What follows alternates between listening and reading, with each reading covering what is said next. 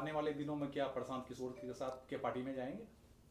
हम वैचारिक रूप से वही कर रहे हैं। प्रशांत जी यहाँ आए थे तो प्रशांत जी ने हमसे यही कहा था, जब लोगों ने पूछा था कि ये आपके पार्टी में आ गए क्या, तो उन्होंने कहा था कि हम इसीलिए आए हैं कि जो काम हम बिहार के 242 सीट के लिए कर रहे हैं, 243वां सीट के लिए अशोक भाई यहाँ कर रहे हैं। ये मेरे लिए बहुत बड़ा कॉम्प्लीमेंट्स था। मैं व्यक्तिगत रूप से उनका बड़ा सम्मान करता हूँ। और वो जिस तरह की अभी घुटन की राजनीति है यहाँ, उस घुटन की राजनीति में प्रशांत जी एक आशा की किरण बन के उभरे हैं। कल हम बहुत देर साथ थे, उन्होंने अपने गाड़ी पर आग्रहपूर्ण हमको बैठा लिया और उनके साथ ही 2-3 घंटा रहे और गाड़ी पर ढेर सारी बातें हुई। और हमने उनको कहा कि बांकीपुर से जो आशा का संचार आपने किया है, लेकिन लोग का आशा अपेक्षा आपसे बहुत बढ़ गया, बहुत मेहनत करने की ज़रूरत है आपको, इसलिए हमारी शुभकामना आपके साथ है, आप ये करें। लगातार आपकी नजदीकियां उनसे बढ़ती हुई नजर आ रही है, तो क्या आने वाले दिनों में आप पार्टी ज्वाइन करेंगे? राजनीति में नज़दीकियाँ दूरियाँ चलते रहती हैं। ये हम अभी आपको बता दें कि अभी हम फिलहाल तो कोई पार्टी में नहीं जा रहे हैं, लेकिन हम कभी कोई अंकुश को मानने वाले लोग नहीं रहे। अगर कोई पार्टी में भी रहे तो जो अच्छा है उसको अच्छा कहना है। और रह गई बात प्रशांत जी के, तो हम लोग के जैसे लोग, कमलेश जी, जिनको ज़िंदगी में कुछ पाना नहीं है, तो हम लोग सम्मान के लिए ही राजनीति करते हैं। भगवान ने जितना दिया है हमारे लिए उतना बहुत है। हमारा ज़रूरत बड़ा छोटा भगवान ने बना दिया।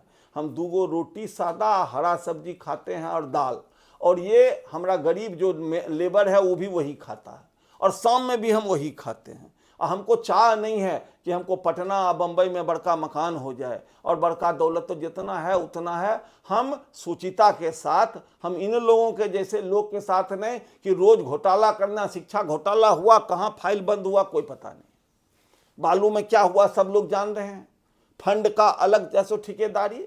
हमको इस बात का गर्व है आज हम जिनके साथ नहीं हैं। हम आज आपके ऑन कैमरा बोलते हैं कि 2009 से 14 तक उनका पूरा सूर्यगढ़ा विधानसभा का फंड उन्होंने अधिकृत किया, और हम आपको विश्वास के साथ कह सकते हैं कि न तो 1 पैसा कमीशन उन्होंने लिया न हमने लिया। इंजीनियर हमको वहाँ कहता था कि देखिए अशोक बाबू, एक आप हैं कि अपना खर्चा करते हैं, एक देखिए ये भाजपा वाला विधायक है, ये कहता हमको 10% रसूल के दीजिए। अभी बोलना नहीं चाहिए कैमरे पर, वो बोलते थे, आज चले गए पदाधिकारी, रिटायर हो गए होंगे।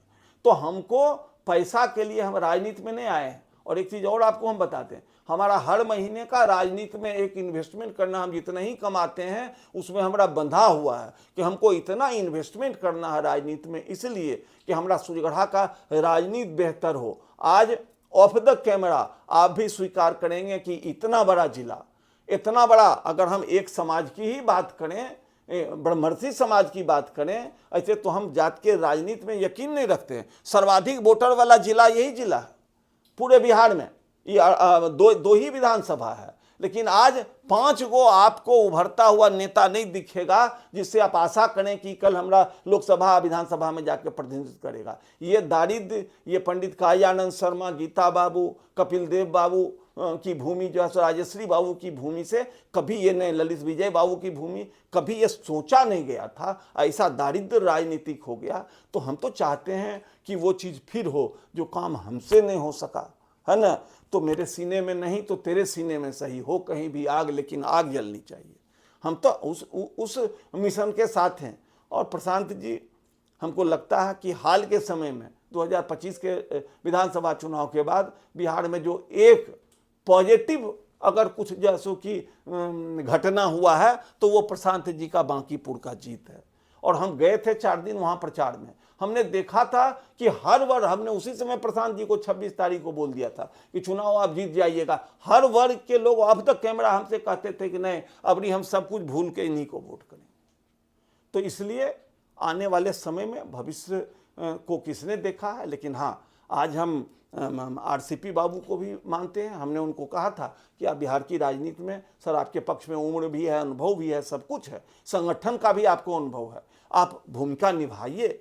हम जैसे लोग पार्टी में हों न हों, लेकिन हमारी शुभकामना आपके साथ है। हम वैसे हर लोग एक सवाल और, लखीसराय का ये जो अशोक धाम वाला जो घटना हुआ है, अशोक धाम की घटना को लेकर जैसा लोगों के द्वारा भी कहा जा रहा है, आपने कहा कि जिला प्रशासन दोषी है, तो आखिर जिला प्रशासन जब दोषी है और जांच भी जिला प्रशासन ही कर रहा है, तो इसका क्या रिजल्ट निकलेगा? एक सवाल हम आपसे पूछें, 6 महीना से जो है लखीसराय का लाइफ लाइन, वो जो बाईपास पुल है वो डैमेज हो गया, उस पर गटर लग गया।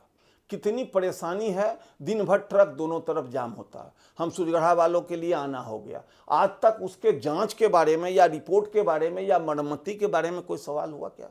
इसमें तो 7 कीमती जान चला गया। वो कितना जरूरी है ये बताइए? इस जिला में ये संस्कृति ही नहीं है। इस पर कोई जिम्मेदार नेता कुछ नहीं बोलते हैं कि आज पब्लिक को क्या, कितना दिन में वो पुल बनेगा, बनेगा भी टूट के बनेगा, कुछ नहीं होता। बताइए कौन IIT पटना का टीम आया था तो उसके जांच रिपोर्ट में 6 महीना लगता है? ये बताइए क्षेत्र की जनता ने। तो इस जांच का क्या होना है जी? कुछ नहीं होना है। और पदाधिकारी को भी स्वतंत्र होकर काम करने दिया जाएगा, तब तो। पदाधिकारी भी यहाँ बंधे हुए रहते हैं तो क्या काम कर पाएंगे भाई?